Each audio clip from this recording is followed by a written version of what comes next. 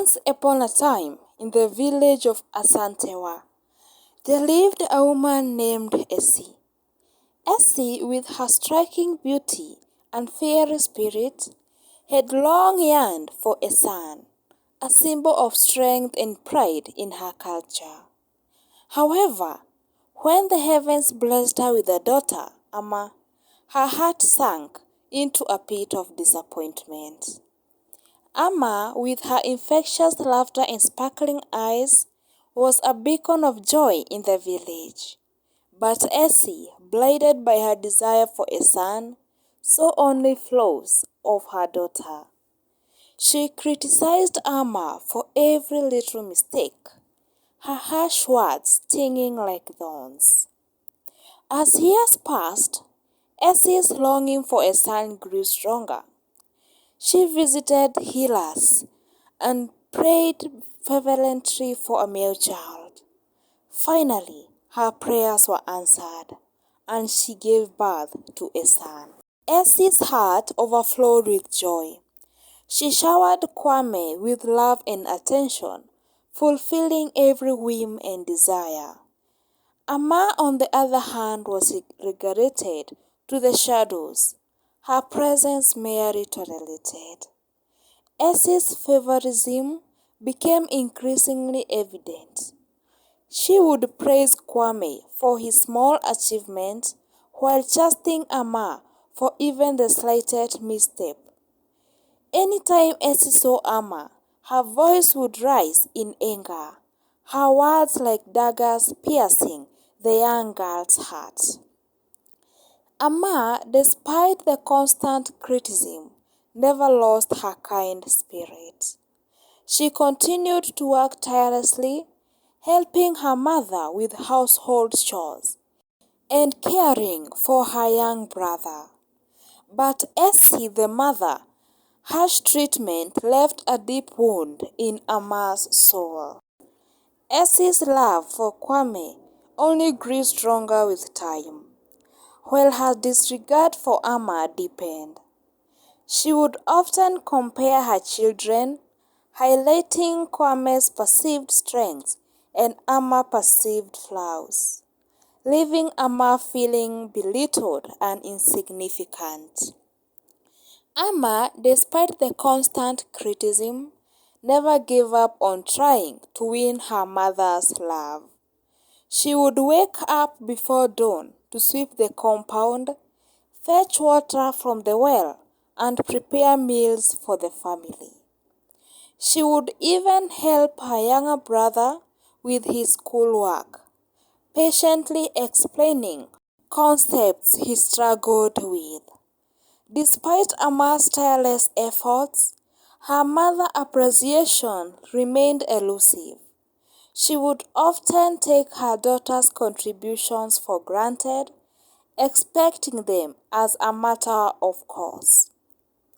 Her praise was reserved for Kwame, who, basking in his mother's adoration, grew increasingly arrogant and self-centered.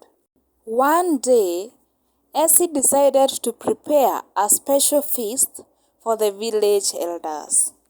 She spent hours in the kitchen, carefully preparing each dish, ensuring that everything was perfect.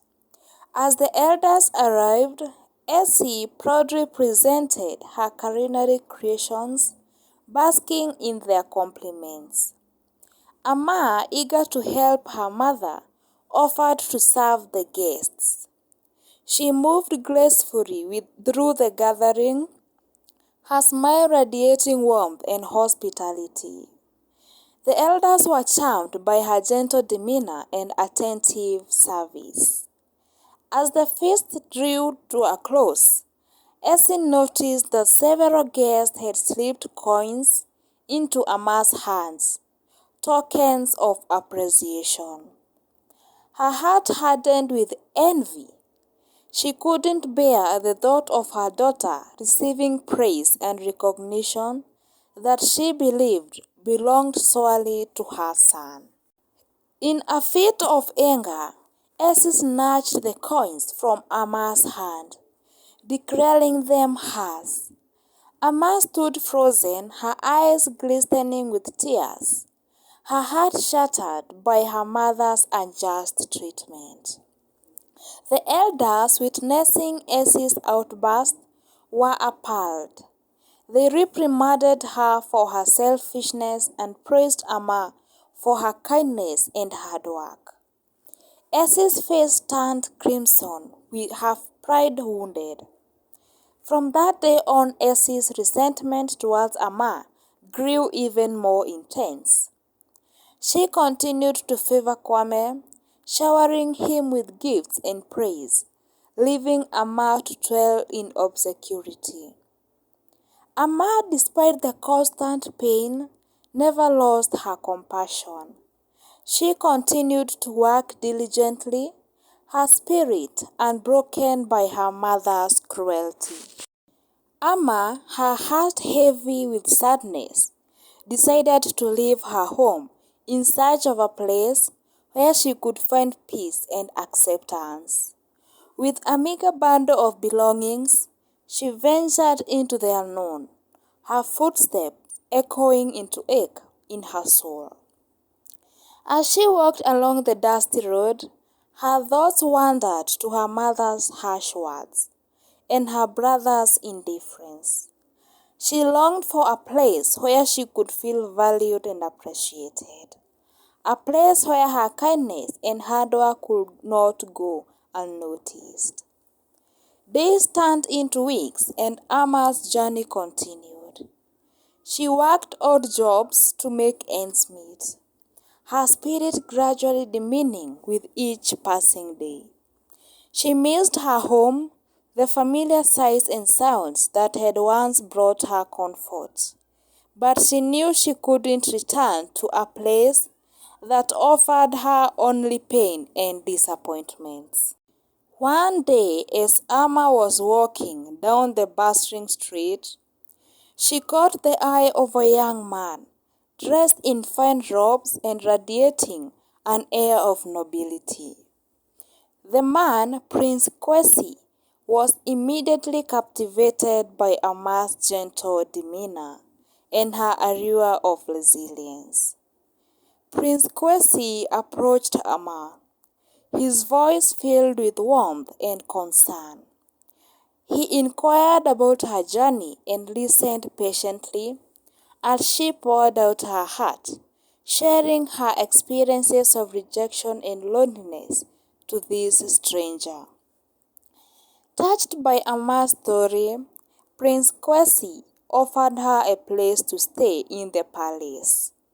He assured her that she would be treated with respect and kindness, her contributions valued and appreciated.